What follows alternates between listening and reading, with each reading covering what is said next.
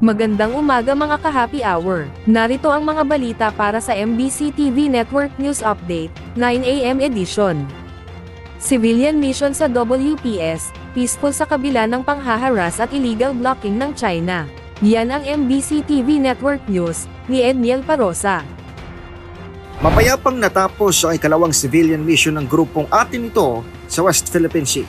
Pasado alas 2 ng madaling araw nang dumaong sa Subic ang main boat ng convoy na FB Bingbing 1. Lula nito, sina Atin Ito co-convener at Akbayan Party President Rafaela David, running priest Robert Reyes, leader ng Masinloc Fisherfolk na si Leonardo Quaresma, volunteers at ilang foreign at local media kasamang DZRH News.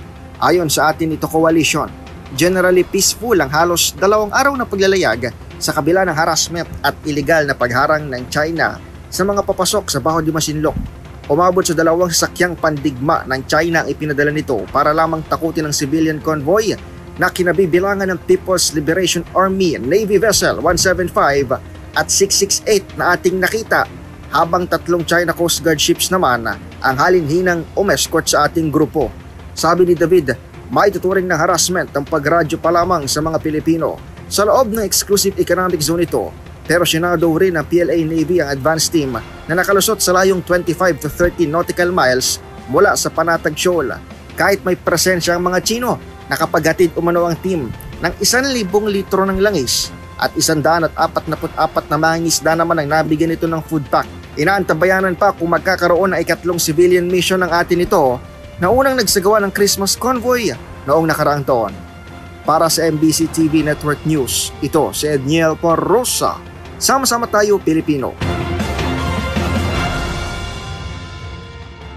Samantala, Pangulong Bongbong Marcos, hindi bubuwagin ang NTF-ELCAC. Ayon sa Pangulo, hindi naman pamahalaan ang magre-red tag at alisin lang ang NTF-ELCAC kung hindi na ito kailangan.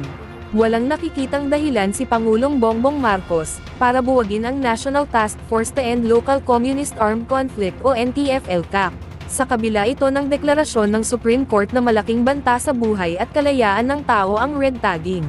Nanindigan si Pangulong Marcos Jr. na kailangang ituloy ang mandato ng Anti-Insurgency Task Force na linisin ang mga barangay mula sa insurhensya. At yan ang mga balita para sa MBC TV Network News Update, 9 AM edition. Abangan ang mga susunod na balitaan mamaya para sa 10 AM edition.